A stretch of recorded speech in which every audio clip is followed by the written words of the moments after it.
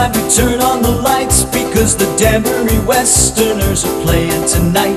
They'll be swinging their bats and they'll be hitting home runs. It's a night of excitement and family fun.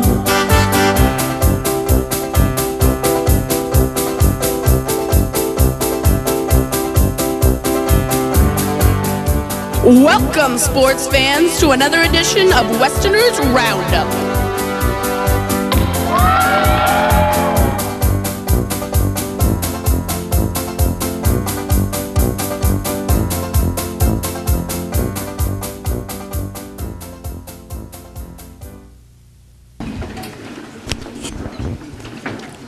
Our guest speaker today, one of the best sluggers of my youth, most certainly.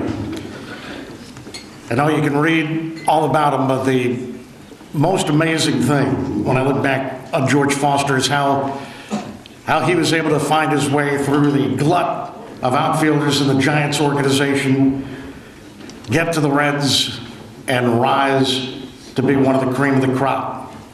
And when you talk about a glut in the Giants organization, it's not going back to Willie Mays. Mays was already there when George was coming up, but there was Kenny Henderson and great talent in the minor leagues, Herndon and Matthews and so many more. And perhaps the biggest break that George Foster ever got was the Giants trading him away to the Cincinnati Reds, where he developed and became a premier power hitter. George was certainly a guy who let his talent do his talking on the field. And that was good because there were enough Reds during George's time who liked to yap a heck of a lot. Did they not, George? Yes, they did. Oh my. And I think of being a kid and sitting at Shea Stadium, because there's no interleague play that day, and watching George's Reds come on in and just hating that team to bits over the years. To see the Tony Perez's and the Lee Mays and Pete Rose and Johnny Bench, who had hands bigger than a catcher's mitt. It was, so painful to watch them rise to power, but at the same time, so fascinating to see that organization assembled. But that organization would not have been the same if any one of those pieces to the puzzle weren't there. And so, ladies and gentlemen, we introduce you to not a guy who's just a former Met, a former Giant, or an ex-Red, a guy who was a big piece of a championship puzzle in Cincinnati, Mr. George Foster.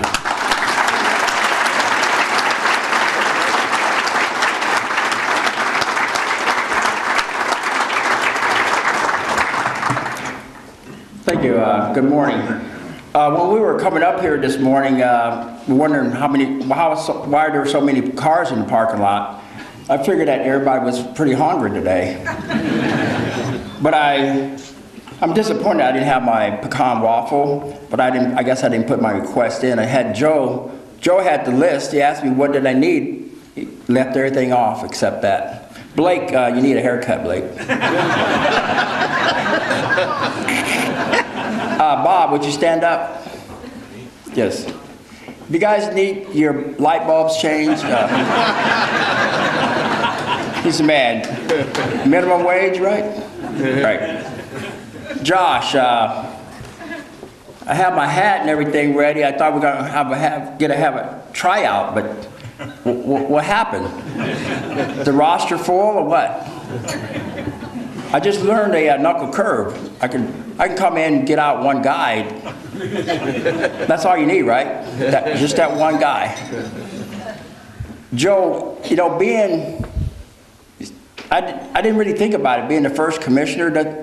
But when you came and you talked to me, you said there's going to be a big lump sum at the end of when the league started. It's a check in the mail, or? I'm still waiting. I thought I was going to get a Learjet to fly vacation wherever I wanted to. That was all promises, right? That's a politician for you, right?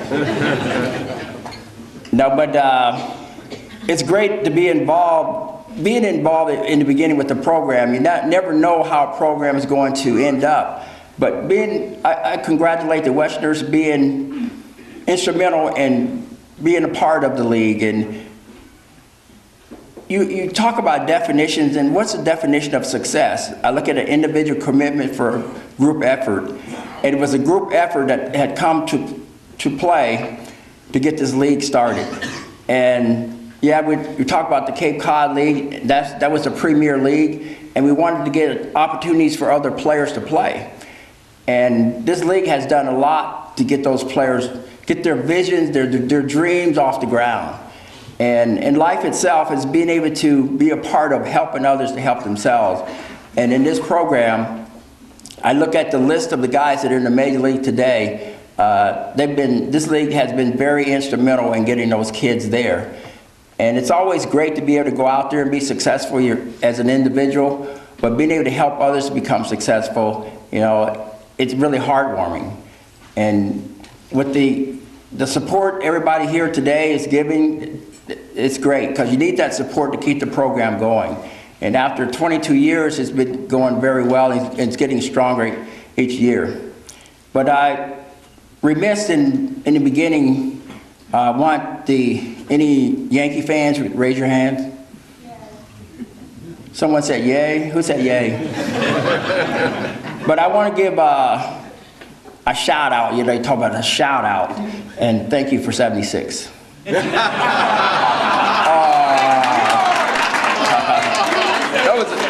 That was a good lead up, right? You guys were so excited, what's he gonna say? But 76. It happened so fast at 76. Did we play for enough games to win? You're piling on.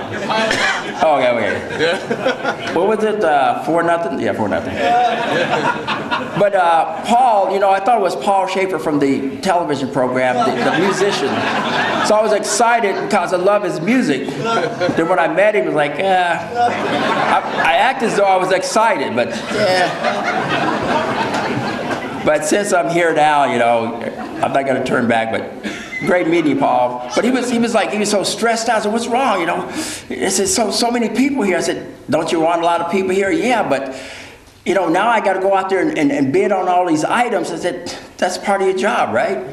You get all these bonuses in your position. He said, nah, I don't. I said, don't you get cash on the table? No. But he really wasn't telling me the truth, but I'll find out later. But like I say, being part of the program is great, but certain things that I want to stress, especially to the players that are here today, that you have a great opportunity to go out there, and I don't know what your dreams are. I assume it's to play Major League Baseball and see how high you can go in the game, but you want to be able to go out there and get the best that you have each and every day. And certain things that I followed when I played the game of baseball, they talk about being perfect. You're not going to be perfect, but you want to strive for excellence when you're out there playing. You never know who's watching you. I know being with the Giants, and they told me that you're going to be the fourth outfielder. They thought I should be excited. I'm behind Willie Mays, Bobby Bonds, Ken Henderson. They're only going to play 159 games, and they're on 162 games during the season. But that's what I learned about being a caddy. It's not from golf, but Willie Mays said, it's too cold out there. So I had to go out there and finish the game. But Willie Mays is my idol, and I got a chance to play alongside Willie Mays. That was a great experience. Bobby Bonds, Willie McCovey, Juan Marshall, Gaylord Perry. It was a thrill to get a chance to play in the Giant organization. That was my dream. And everybody has a dream, and sometimes you let that dream, I guess, take a detour because you get discouraged. But you got to always have the belief and the confidence that you can go out there and do it. And there are going to be a lot of discouragement, but you can learn from those setbacks. I look at the expression being prepared for the opportunity. Playing with the Giants, my first full year in the Major League, the Giants are in first place by 14 games. What am I thinking about? Wow, I get to be in the World Series my first year. No. The Cincinnati Reds need an outfielder. It's like, why me? There's Bernie Williams, Dave Kingman, why don't you trade those guys? No, you're surplus here. We didn't invest a lot in you, so if we lose you, it's okay. But I was prepared for that opportunity when I went to the Reds. Not right away. In 74, I started to play more on a platoon basis. In 75, I got a chance to play on a regular basis. Of course, I don't know if any Red Sox fans here, 75 do we win World Series? Yeah. But you go to Boston, you're saying that the Red Sox won 3-4. Yeah, but you got to win. That's not majority there, okay? But we gave them a chance to go 7 games. It was very dramatic. Let Carlton Fisk become a hero that particular game. But we knew the script because Joe had written the script. We knew that the Reds were going to win. Bill Lee was going to throw that Ephus pitch, and Tony Perez going to hit it over the railroad track. All things as such. And that was the first time I tried champagne, and I said after that, because I was sick for a few days. So after that, I started drinking ginger ale. Ginger ale is soothing to the stomach, but having that champagne, nah. But we were going to ship some to the Yankee fans, but we didn't. We lost the address. But anyway, getting prepared for that opportunity. So even though I wasn't playing on a regular basis, I had a mentor. He was a pretty good player. Willie Mays, he was my mentor. I was asking Willie, I said, Sparky Anderson said, I cannot play every day against right-handers, but yet I'm going to pinch hit against right-handers. It doesn't really make sense. He said, well, you got to be prepared for whatever opportunities you're going to get. So from then on, even though I wasn't physically into the game, but mentally I was prepared just in case Sparky would call me to pinch hit. And so finally I got a chance to play on a regular basis. Nobody really knows the story, but the true story, when Pete Rose went to third base, people don't know what really happened. Because it was like, hey, I got an offer you can't refuse, Pete. If you don't be at third base by sundown, you're going to see my guys after you. But that was a great move it was a great move by Pete going to third. I got a chance to play on a regular basis. But one thing that really happened, I think Sparky was really upset about, I was playing part-time once again, and I got a chance to pinch hit in the game, and I hit a home run. It was against the Cubs. Everybody beat the Cubs, I guess, that year.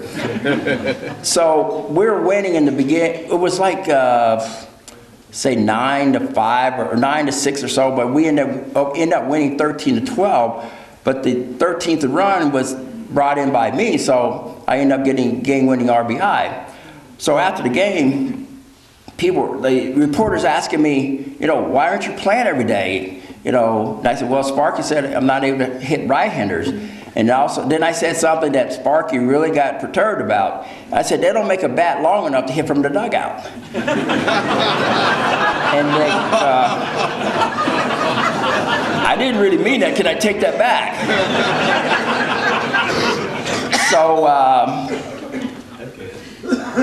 the next day, one of the reporters we always frequent this certain restaurant, and he was telling me that you're going to play tomorrow. I said, no, I'm not playing. There's a right-hander out there pitching. But then and there, I said, Spark is trying to prove to the reporters that I can't play against right-handers. So by getting that information helped me prepare that night that I'm going to start. So I ended up going, I'm not no brag, but just fact, 4 for 4, 2 home runs, 4 RBIs. But who got the credit? Just think about who got the credit for that. Sparky got the credit. He was a genius. But the thing is I didn't let it bother me. It's like, well, he got the credit, but I got a chance to play on a regular basis. But it's like, under his breath, he's like, oh, darn that Foster. I thought he was going to go 0 for 4. But he went 4 for 4. He was the star of the game. But it's back to being prepared. If you're not prepared for that opportunity, it may not happen again.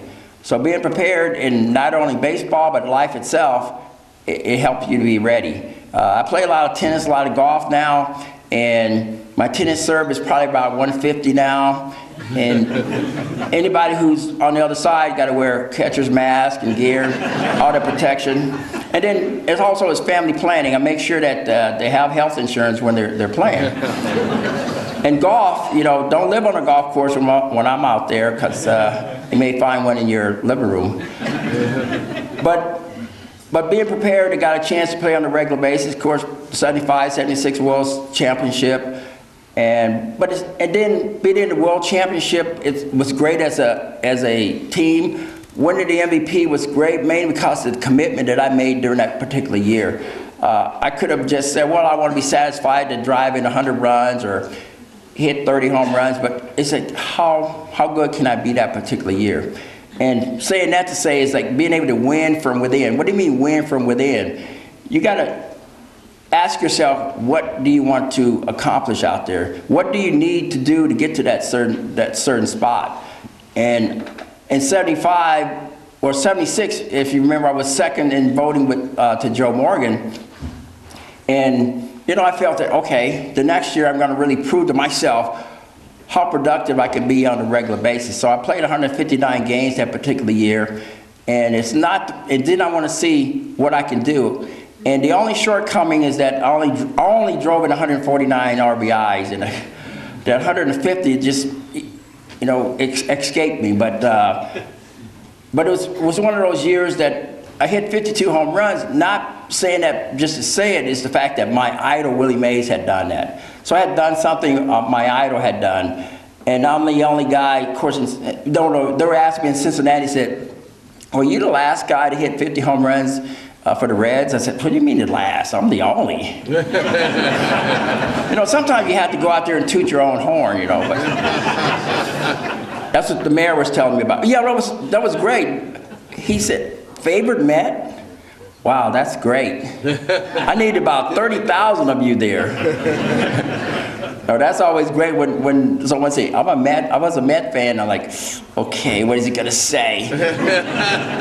You bomb you. But saying that's a segue when I was with the Mets.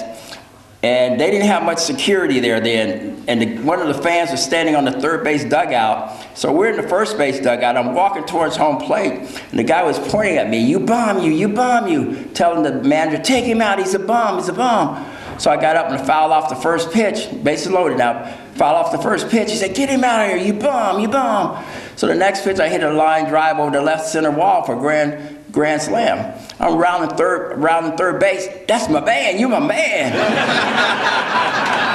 Like, it changes that quickly. At first, you know, he wanted to tar and feather me and get me out of town, but now it's like he want to invite me out on the city and everything. But ironically, that guy about 30 years later, you know, with technology now, I don't know what he got. He got my email, and he said he apologized for what he had said, and he said he was drunk that day. I said, how did you know you were drunk? But I guess his friends around him telling him that. He said, would you forgive me for what I did? And to this day, I said, I shouldn't have forgiven him. I should have said, this is what you got to do. No, but I forgave him, but it was ironic that he thought about that for that long period of time, and it bothered him so much. But it just shows you that in life itself how things change. But the segue for that is that make adjustments and not excuses. And there's a lot of times you go out there and make an excuse as a player or whatever position that you're in life, and you blame it on somebody else, or you say, oh, I could have done that if. And back in high school, I made sure that I didn't want to say to myself, if I would have played harder, worked harder, I may have made it.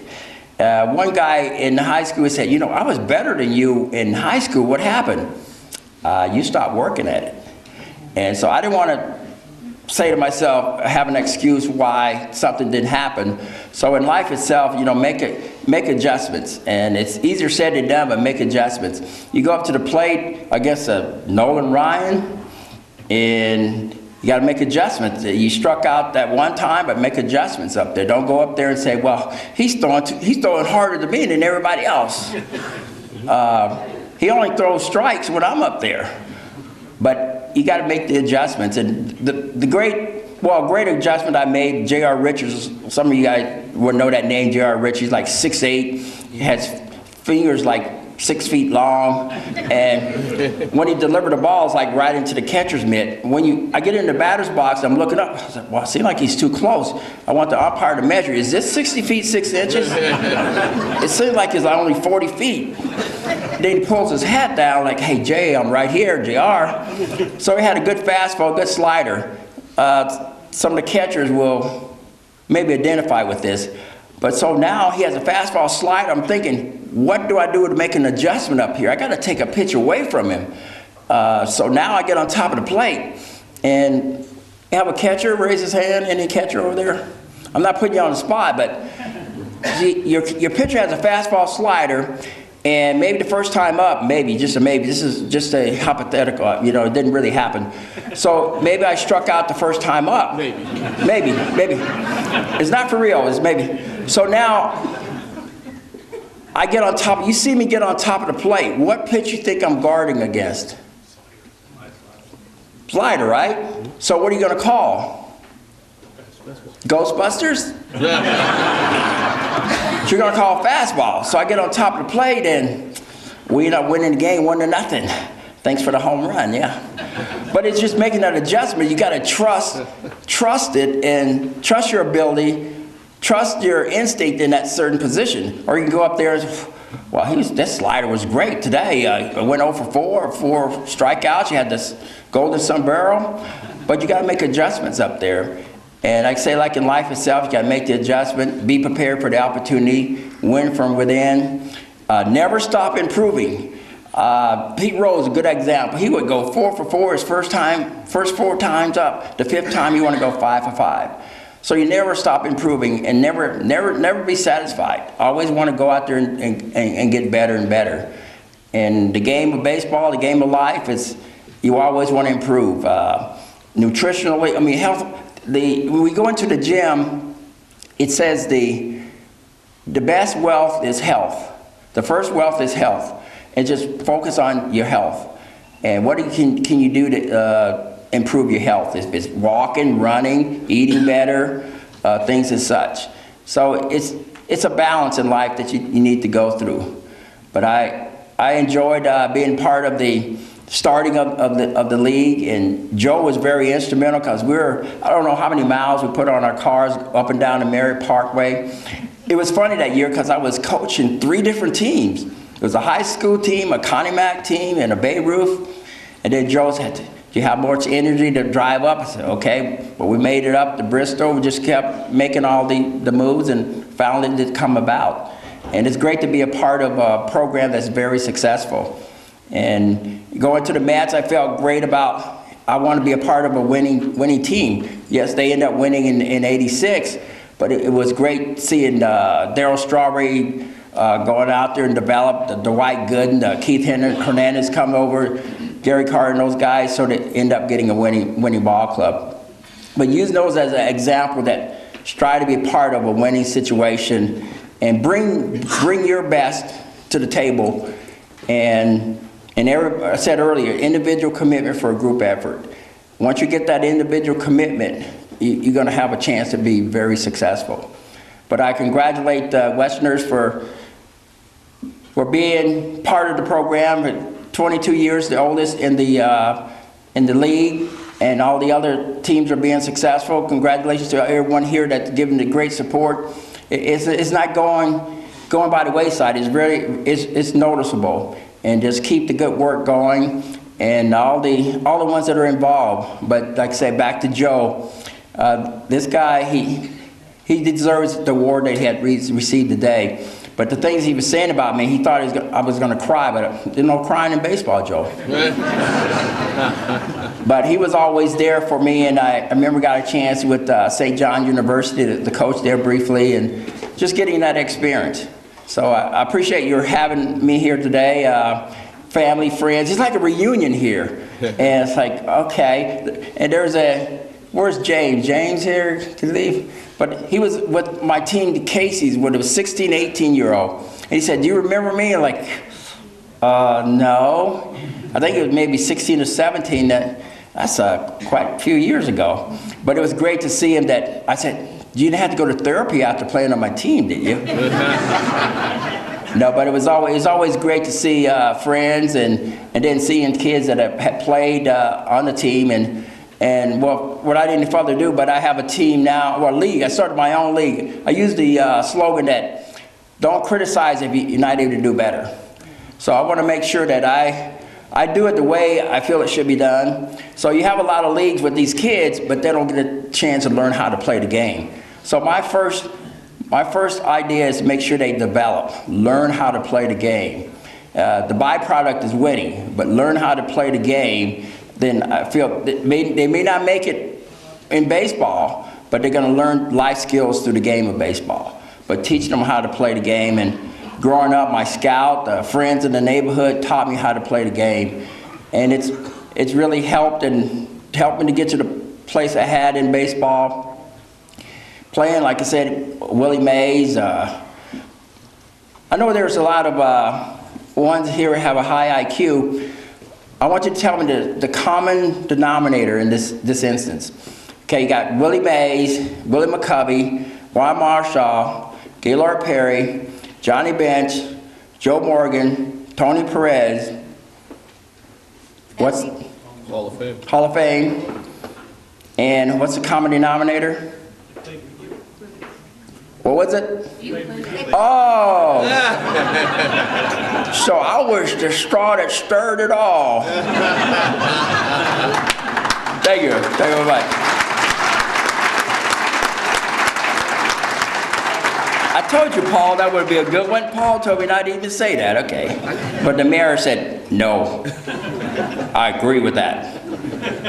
But, well, thanks again for having me here. And then the mayor is going to sign as many autographs later on, and checks or whatever you need. But I'll be signing autographs later. But it's my pleasure being here, and good seeing a lot of people that I hadn't seen in a while. And like I say, keep the good work going. And let's go. Westerners. Westerners. Yeah, no, louder. Let's go. Westerners. Yeah. Thank you.